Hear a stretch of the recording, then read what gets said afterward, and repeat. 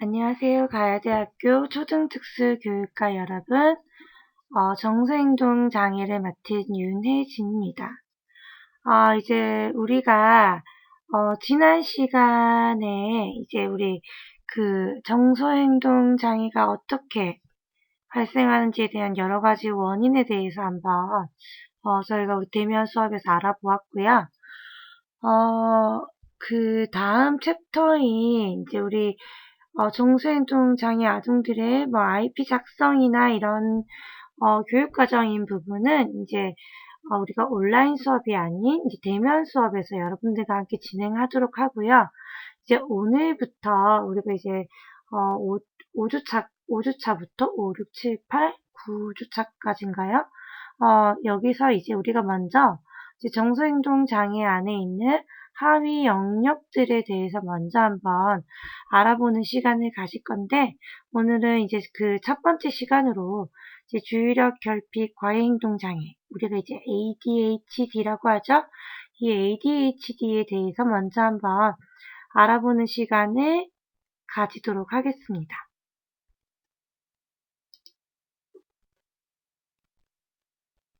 자, 이번 첫 주차 1교시 수업은 우리가 이제 ADHD라고 하죠.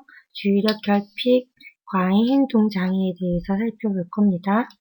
1차 시에서는 이제 ADHD의 정의와 출현율 그리고 행동 특성에 대해서 알아보도록 하겠습니다. 주의력 결핍 과잉 행동 장애는 어때요? 우리 학교 현장에서 흔히 볼 수 있는 장애인데요. ADHD 학생은 이제 수업 시간에 눈에 띄게 주의가 산만하고 또 집중력이 떨어지면서 부산하게 움직이는 과잉 행동으로 학습 목표에 도달하기가 어려운 점을 보이고 있습니다. 또 우리 ADHD 학생은 학습에서의 어려움 때문에 열등감을 가질 뿐 아니라 또 어떤가요? 사회적 기술이 부족하고 또래와의 대인관계가 원만하지 못한 게 특징입니다. 그리고 사소한 것에 화를 잘 내거나 이유 없이 친구를 때리는 그런 공격 행동을 보임으로써 또 학교에서 문제 학생으로 취급을 받기도 합니다.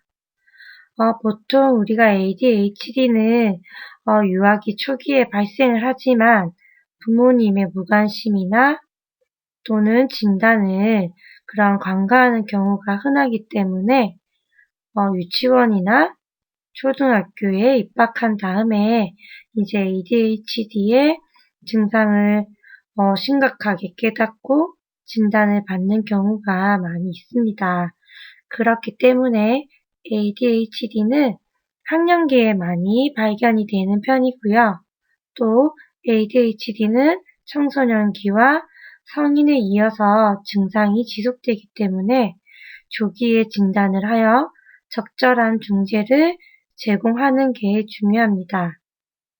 오늘은 우리가 ADHD에 대한 정의와 ADHD의 핵심적인 특성, 그리고 2차적인 특성을 먼저 한번 살펴보는 시간을 가지겠습니다.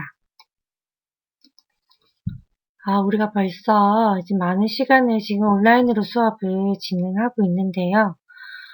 날씨가 이제 일교차가 조금 심해요. 요즘에 아침에는 좀 춥기도 하고, 낮에는 많이 덥기도 하고, 또 해가 지면 또 기온이 많이 떨어지니까 이 시기에 감기가 오면 안 되는데 약간의 감기 기운이 있는 듯해요. 그래서 목소리가 안 그래도 허스키한데 조금 더 허스키한 점 여러분들이 좀 이해를 해주시고 양해를 해주셨으면 좋겠네요. 먼저 우리가 ADHD에 대한 역사를 한번 살펴보는 게 필요할 것 같습니다. 어때요? 우리 ADHD는 1902년 영국의 수학과 의사인 스틸이 처음 소개를 하면서 ADHD라는 말을 사용하기 시작했습니다. 이 수학과 의사는 도덕적 통제력이 결함이 있는 아이들이 부주의하고 충동적이며 과잉 행동을 보이고 공격적이라고 표현을 하였어요. 이제 그렇게 표현을 하면서 정신적인 통제에 결함이 있다라는 용어를 사용하기 시작을 했는데요. 이제 우리가 초기에 이 ADHD에 대한 개념에서는 아동의 과잉 행동과 운동 불안정이 많이 강조가 되었기 때문에 과잉 운동증, 과잉 운동 반응, 과잉 운동 증후라는 용어로 다양하게 사용이 되었어요. 그런데 이제 1930년대에 들어서면서 ADHD가 어때요? 뇌 손상에 기인한다고 이제 보기 시작했어요. 그래서 1937년에 최초로 암페타민이라는 약물이 이제 ADHD 아동의 행동 개선을 위해서 사용이 되기 시작을 했습니다. 그리고 우리가 20년 후에 이제 1957년에는 메틸페니데이트라는 지금 리탈린이라는 약물이죠. 이런 약물이 이제 소개되었고요. 이제 1950년대에서 1960년대에 뇌 손상이라는 용어 자체를 미세 뇌기능 장애라는 용어로 바꾸어서 사용을 하게 됩니다. 이 용어는 이제 뇌가 실질적으로는 정상이지만 특정한 행동을 일으키는 경미한 기능에 장애가 있다는 것을 이제 표현하기 시작을 했습니다. 그리고 1960년에는 과잉행동 아동 증후군이라는 용어가 처음 등장을 하기 시작을 했어요. 1960년과 1970년에는 MBD와 같은 과잉행동이라는 용어가 함께 사용이 되었고요. 그리고 어때요? 1973년에는 파인골드가 과잉행동 치료에 이제 식이요법을 도입을 하였습니다. 이런 파인골드 식이요법은 언론과 미국 정부의 이제 지원을 받아 유행을 했지만 어때요? 계속해서 이 부분에 많은 연구를 거쳤지만 효과가 나타나지 않아서 이제 사라지게 되는 식이요법이 있었습니다. 그리고 캐나다에서는 어때요? 주의력 결핍과 충동성이 과잉 행동보다 더 중요한 증상이라는 견해를 주장을 하기도 하였는데요. 1980년에는 미국 정신의학학회에서 DSM-3에서 이제 주의력 결핍 장애라는 용어를 사용하면서 과잉 행동을 수반하는 주의력 결핍 장애와 또 어때요? 과잉 행동을 수반하지 않는 주의력 결핍 장애로 이제 구분을 하기 시작을 했습니다. 그리고 1987년에는 DSM-3 아래서 ADHD의 하위 유형의 이제 주의력 결핍 과잉 행동이라는 용어를 변경해서 사용을 하게 되었고요. 근데 WHO에서 제정한 우리 국제질병분류 ICD에서는 아직도 ADHD를 과잉행동장애로 명명하고 있습니다. 이제 1994년 DSM-4에서 ADHD를 활동적, 충동적 행동을 보이지 않는 부주의 우세형이와 또 활동적, 충동적 행동을 보이는 과잉행동 및 충동 우세형, 그리고 이 두 가지 유형이 공존하는 복합형으로 설명을 하고 있습니다. 지금 2013년에 나타난 이제 DSM-5에서는 이제 DSM-4의 진단 기준과 거의 비슷하지만 이제 ADHD 증상이 나타나는 시기가 7세 이전에서 12세 이전으로 바뀌었고요. 또 청소년과 17세 이상 성인의 진단 기준 항목수를 5가지로 제시하는 것이 포함이 되어져 있습니다.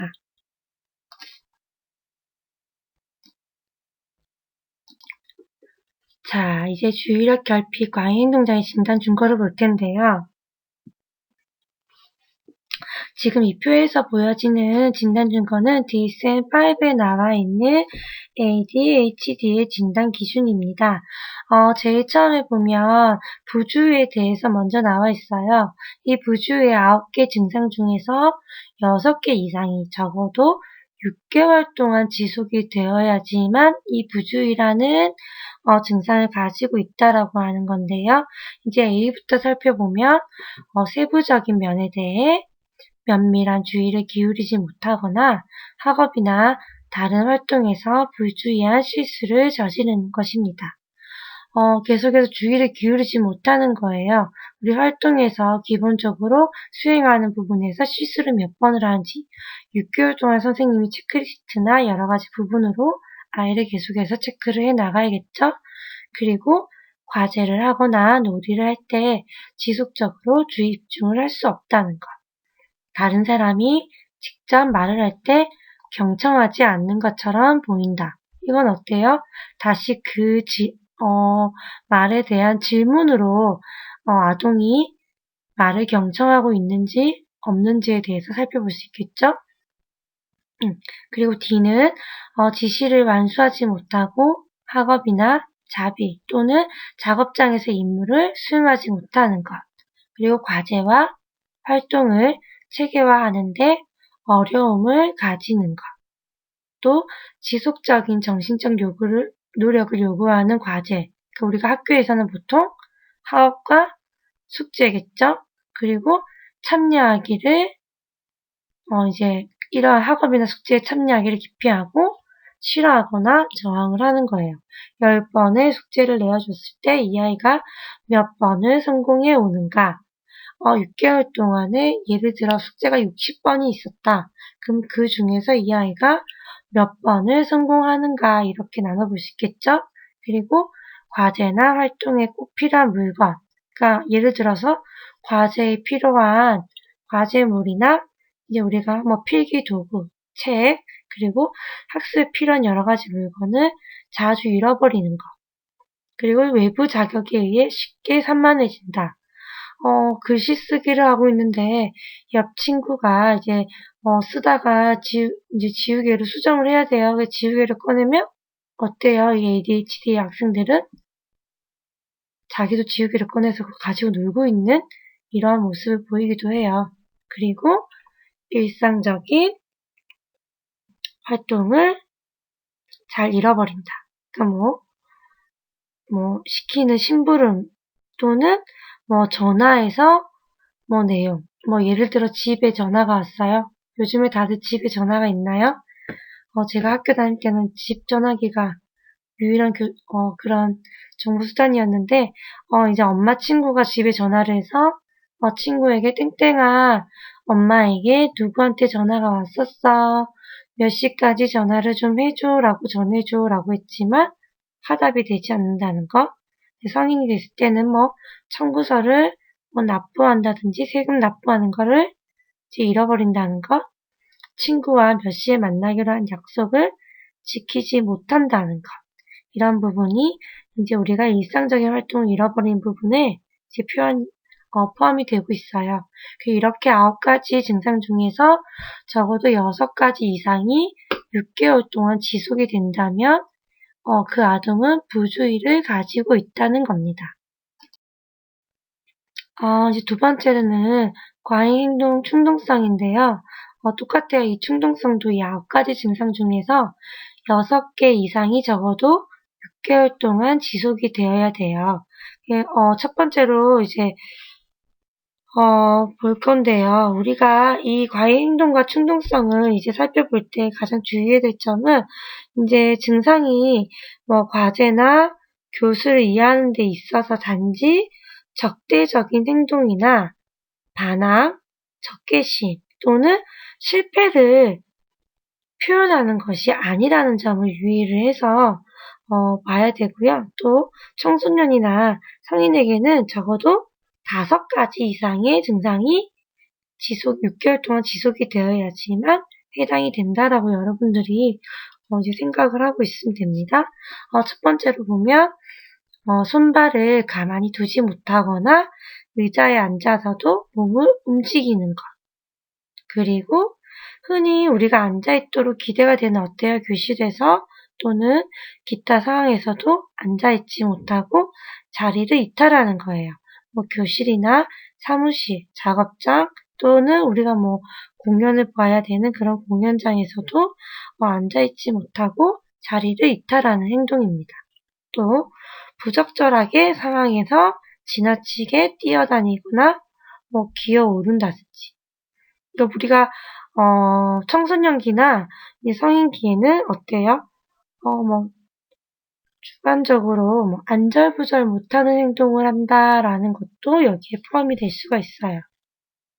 또 여가 활동에 참여하지 못하거나 놀지 못하는 것, 그리고 끊임없이 움직이거나 마치 자동차에 쫓기는 것처럼 행동한다는 건데, 이게 바로 식당이나 회의장 같은 곳에서 시간이 오래 지날수록 편하게 있지 못하고 지루해하고 가만히 있지 못하게끔 계속 행동을 하는 것을 말하는 겁니다. 그리고 지나치게 수다스럽게 계속해서 말을 하는 행동. 그리고 충동성에서 보면 질문이 끝나기도 전에 성급하게 대답을 하게 되면 어때요?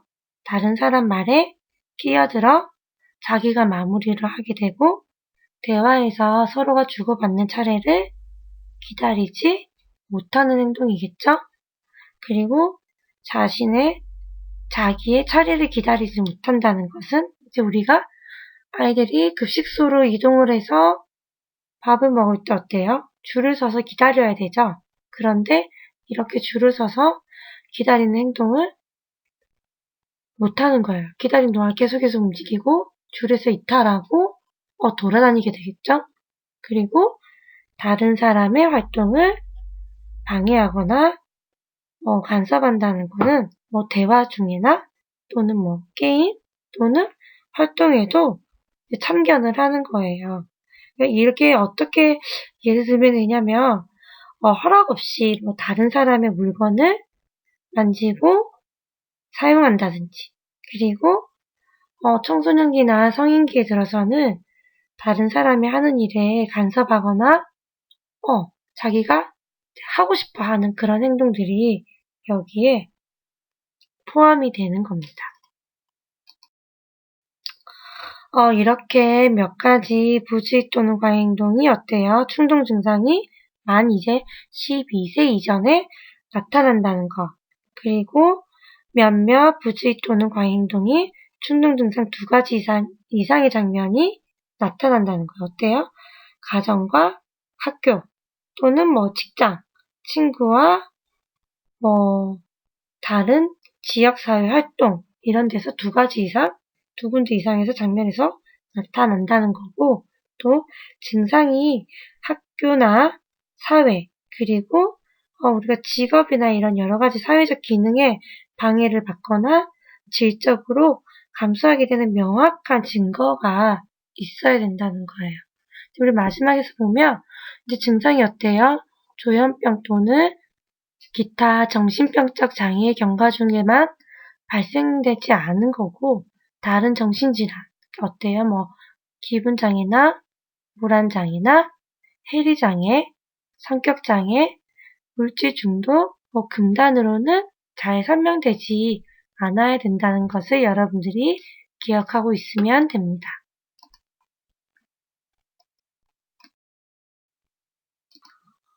이렇게 우리가 DSM-5의 기준에 따라서 이제 ADHD로 진단하기 위해서는 앞서 살펴본 것처럼 ADHD 진단 기준에 어때요?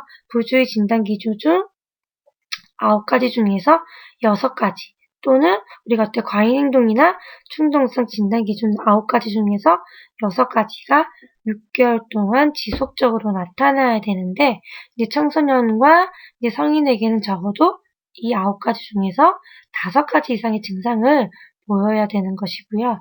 또 이제 우리가 12세 이전으로 했으니까 이런 ADHD 증상이 12세 이전에 적어도 발생을 하고, 또 적어도 우리가 2가지 이상 사항, 가정이나 학교 또는 뭐 학교와 사회적 이런 부분에 이상이 광범위하게 이제 나타나야 되면서 사회적 기능과 학업 수행 그리고 직업 기능 등에서도 문제가 있다는 분명한 증거가 있어야지만 ADHD 진단을 받을 수가 있습니다. 그렇기 때문에 이제 ADHD 진단을 할 때는 긴 시간 동안 아이를 지켜보는 게 필요해요. 그렇기 때문에 뭐 한순간에 우리 이런 정서나 이런 행동에 대한 질환을 우리가 진단을 할 수 없기 때문에 주변에서 세심하고도 또 명확하게 아이를 진단할 수 있는 진단 증거가 있어야 되고요.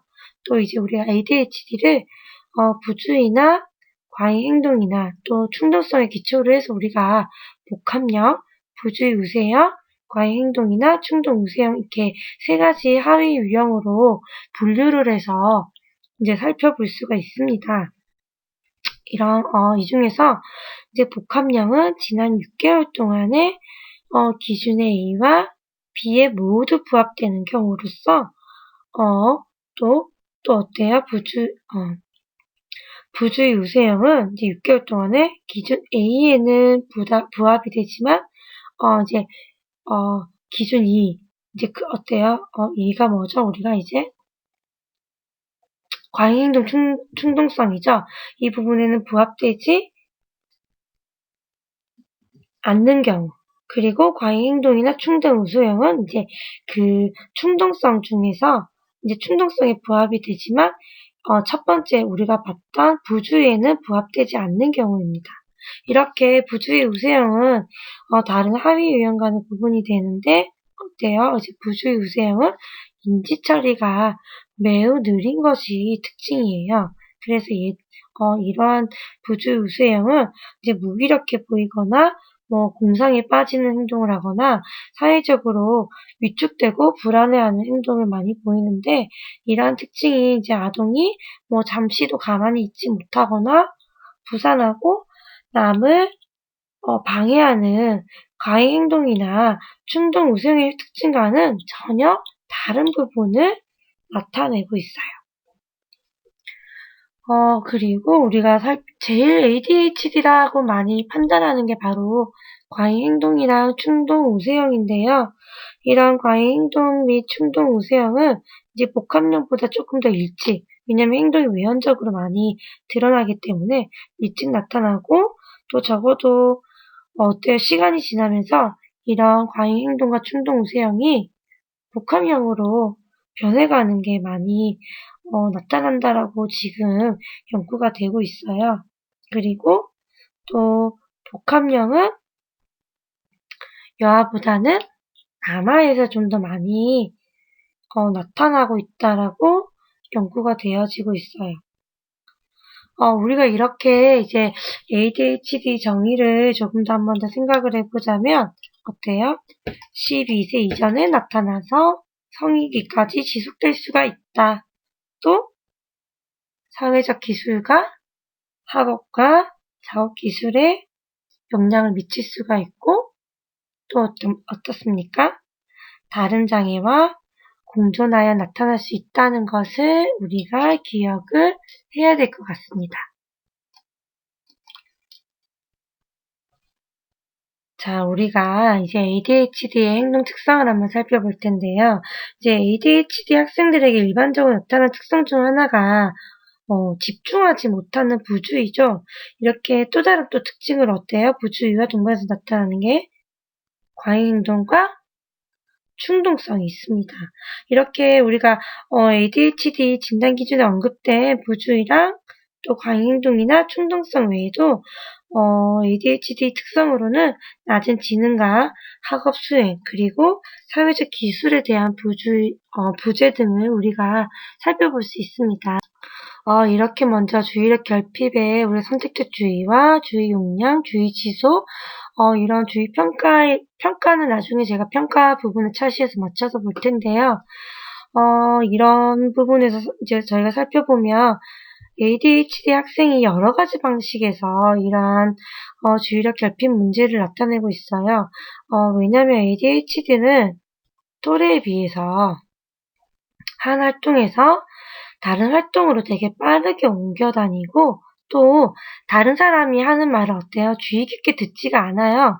그리고 또 주의가 되게 쉽게 분산이 되고 집중을 잘 못하고 또 한 가지 일을 꾸준하게 하지 못하기 때문에 일을 완성하기가 어렵고 또 물건을 자주 잃어버리는 게 가장 큰 특징이겠죠.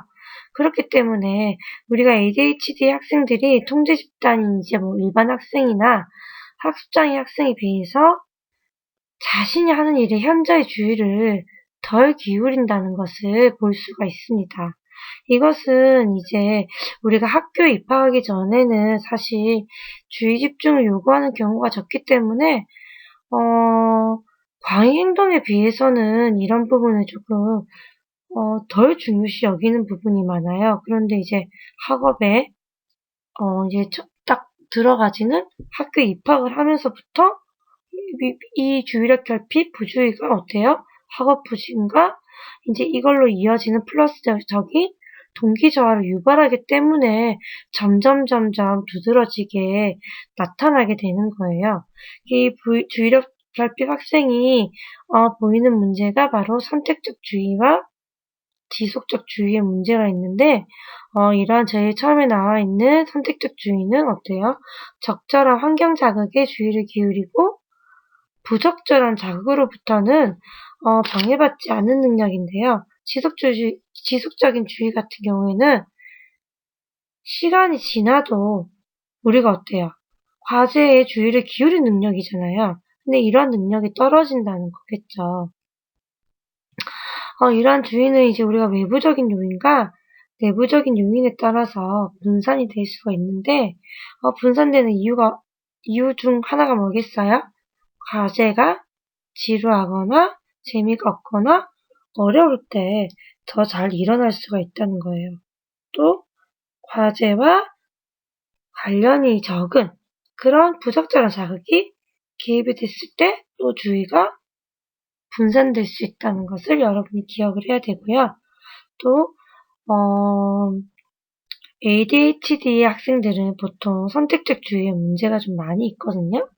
그래서 ADHD 학생들의 주의 분산 정도가 일반 학생들보다 더 크지 않기 때문에 선택적 주의에 문제가 있다라고 주장하는 연구에 또 의문을 제기도 해요. 그리고 또 어때요? ADHD 학생들은 주의 집중에 일관성이 없는 지속적 주의에도 이제 문제가 있어요. 그러니까 어때요? 자기가 흥미가 있는 과제에는 주의 집중을 엄청 잘해요, 애들이 보면. 그래서 ADHD 학생들 중에서 예술가나 정치, 미국의 제일 유명한 ADHD가 누구죠? 골프 선수 타이거 우즈 맞나 이름이? 그리고 대통령 중에서 또 누가 있죠? ADHD? 되게 유명한 우리 ADHD 미국의 대통령이 누가 있을까요? 여러분 아는 사람들 있나요? 모르나요?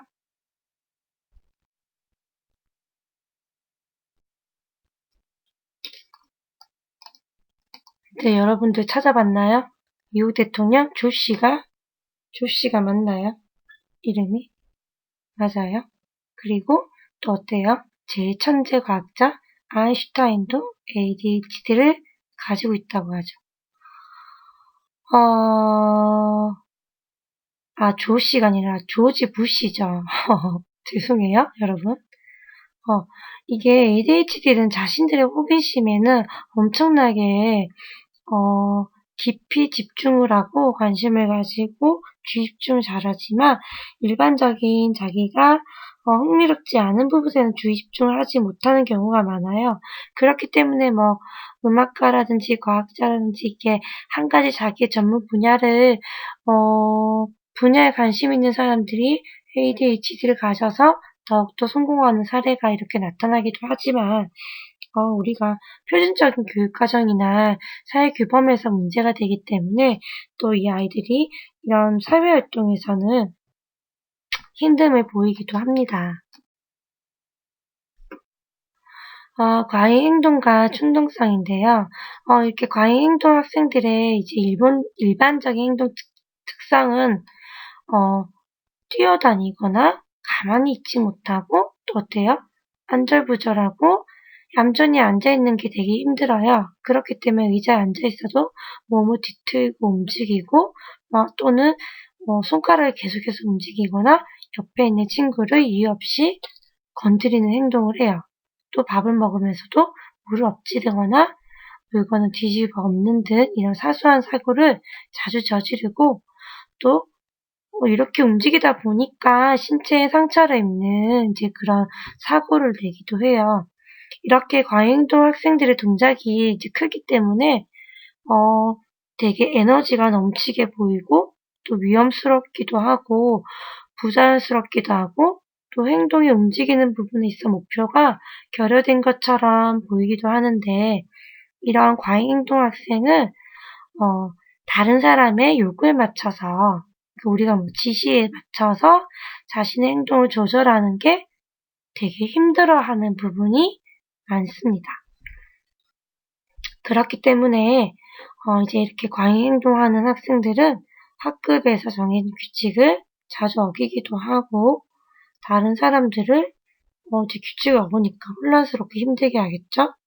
또 우리가 조용히 앉아서 과제를 한다든지, 또 익숙하거나 반복적인 일을 할 때에 충동적인 행동을 보일 가능성이 높아요. 또 우리가 집단적으로 같이 과제를 수행할 때 강화가 지워지지 않는다면 또 어때요? 이런 과잉 행동을 보이는 경우가 높아지겠죠. 근데 이렇게 과잉 행동도 또 성장을 하면서 변화가 있거든요. 과잉 행동도 이제 아동이 성장을 하면서 큰 근육 운동에서 작은 근육 운동으로, 또 외적 행동에서 내적 행동으로 변화가 돼요. 그래서 학령 전기 아동에는 막 갑자기 뛰거나 돌아다니는 것 같이 큰 근육 활동이 이제 문제가 되지만, 이제 학령기가 되고 아동이 나이가 올라올수록 이렇게 큰 근육 활동보다는 어때요? 자리에 앉아서 계속해서 손을 꼼지락거린다든지, 자리에서 계속 뒤돌아보면서 친구에게 말을 시킨다든지, 또는 옆 친구를 때리거나 계속 만진다든지, 또 아니면 필기구를 계속 입에 물거나 깨물어서 이제 부순다든지, 이렇게 작은 소근육 활동이 문제가 되는 경우가 많이 발생을 하게 됩니다. 또 여기서 나오는 충동성은 어떨까요? 충동성은 생각하지도 않고 바로 행동해서 드러나기 때문에 행동 억제 능력에 결함이 있는 것을 말하는 거예요. 이렇게 ADHD 학생들이 보면 참거나 억제하거나 행동을 통제하는 능력 자체가 되게 부족하기 때문에 아무래도 조심성이 없고 무책임하게 되고, 게으르거나 또 어른들이 봤을 때 버릇없어 보이는 부분이 많이 나오겠죠.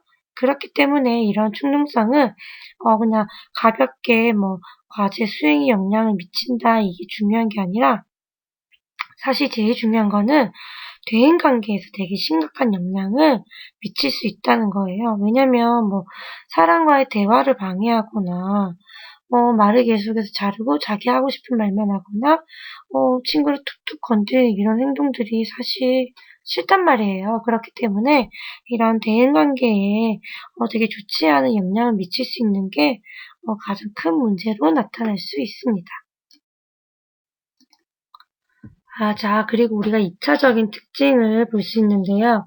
이제 운동기술도 아무래도 마음이 많이 앞서고 규칙이나 운동을 하는 기술에 있어 스킬을 배우는 데 집중하지 못하기 때문에 행동이 당연히 서투르거나 운동 발달 자체가 늦어지고 스포츠에도 모든 게 다 규칙이 들어가죠. 근데 이런 규칙을 잘 지키지 못하기 때문에 스포츠도 잘 못하는 그런 어려움을 가지고 올 수 있어요. 그리고 우리가 ADHD 학생들은 평균적으로 다 학업 성취가 낮은데요. 이런 부주의나 과잉 행동, 충동성은 학업에 영향을 미칠 수밖에 없는데 이제 이 ADHD 학생이 우리가 쉽게 학습할 수 있는 거지만도 그런 쉬운 과제조차도 우리가 제대로 수행하지 못하는 경우가 많고 이제 학급에서 요구하는 행동 기준을 충족하기가 어렵기 때문에 이에 따라서 많이 학업의 성취 수준이 낮을 수밖에 없어요. 이제 그렇기 때문에 어때요? 천천히 앉아서 읽어야 되는 읽기라든지 수를 차근차근 계산을 해야 되는 세마기에 당연히 어려움을 나타낼 수밖에 없겠죠. 그래서 우리가 앞서 연구해보면 학업 수행 평가 척도를 이제 살펴서 보면 이제 ADHD 학생들의 몇 프로? 46%가 학습에 어려움 겪고 있다라는 보고가 나오기도 합니다. 그리고 또 실행 기능도 활동의 계획이나 조직화나 자기 조절하는 기능이 당연히 부족해서 힘들 수밖에 없고요. 그리고 제일 중요한 부분이 적응보다도 어떤 부분일까요? 사회적인 상호작용이 가장 중요하겠죠. ADHD 학생들이 이제 사회적 상호작용에 제일 큰 어려움을 겪는데요. 이게 보통 어때요? ADHD 학생들은 순종적이지 않단 말이에요. 항상 반항적이고 화도 잘 내고 그렇다 보니까 또래나 일반 주변 사람들과 말다툼을 잘하는데 이게 우리가 지금 DSM-5에서는 반항성 장애에 속한 행동이기도 하는데 이게 어때요? 우리가 품행장애로 발전할 수 있다는 거예요. 그래서 이제 ADHD 학생들의 거의 30%에서 70%가 나중에 되면 품행장애로 나타나는 게 있다라는 것을 여러분들이 또 알 수가 있어요. 이제 이렇게 ADHD 학생들이 사회적 기술이나 또는 뭐 또래와 함께하는 그런 스킬이 이제 부족하기 때문에 조금 더 요구에 대해서 더 이제 순응하지 못하고 반응하지 못하는 게 있어요. 이게 계속해서 연결이 되기 때문에 이제 계속해서 말썽을 피울 수밖에 없고 또 또래와 관계가 안 좋으니까 따돌림을 받을 수밖에 없고 또래 아동들이 함께 하기 싫어지는 게 문제겠죠. 그리고 여기서 제일 중요한 건 우리가 교사잖아요. 이 교사의 반응에도 이제 문제가 있는 거예요. 이제 ADHD 학생들이 자꾸 이제 막 시끄럽게 떠들고 같이 하지 않으려고 하고 충동적인 행동을 많이 하기 때문에 교사들도 어때요? 일반 학생들에 비해서 더 지시를 하고 통제를 하려고 하는 경향이 있거든요. 그렇기 때문에 또 이런 관계에서도 되게 힘든 부분이 많아요. 이게 반복이 되면서 ADHD 학생들이 어때요? 이제 불안장애도 같이 받을 수밖에 없겠죠. 자꾸만 나의 행동에 누군가가 구속하고 통제하려고 하니까 그런 부분에서 더 힘들고 불편함을 겪으면서 불안장애를 가질 수밖에 없다는 거죠. 이렇게 우리가 지금 ADHD 학생들의 특성을 살펴봤었는데요. ADHD 학생들은 이제 드러난 행동이 바로 뭐 부주의나 과잉 행동이지만 사실 이렇게 드러나지 않은 행동들이 사실 더 많이 복합적인 문제를 가지고 있는 경우가 많이 있어요. 제가 이제 지금 오늘 컨디션이 너무 안 좋다 보니까 목소리가 많이 잠기고 말을 좀 천천히 하지 못하고 좀 급하게 하다 보니까 오늘 내용이 좀 빨리 전달이 됐는데요. 이렇게 ADHD 학생들의 특징은 겉으로 드러나 있는 특징보다는 숨겨져 있는 특징들을 교사의 입장에서는 더욱더 정확하게 이해를 하려는 노력이 필요해요. 그렇기 때문에 우리가 작업 기억에 저하라든지 혼잣말을 하는 거나 복잡한 문제를 해결하지 못한다는 또는 아동이 연령에 비해서 낮은 행동을 한다든지 이제 학습의 능력이 떨어지는 것, 이런 부분에 있어서도 우리가 보이지 않지만 부주의나 과잉 행동이나 충동성이 나타나지 않는 이런 집행기능 저하나 발달 지연에 있어서도 우리가 ADHD 학생들이 가질 수 있는 행동이라는 것을 여러분들이 기억을 하고 있어야 돼요.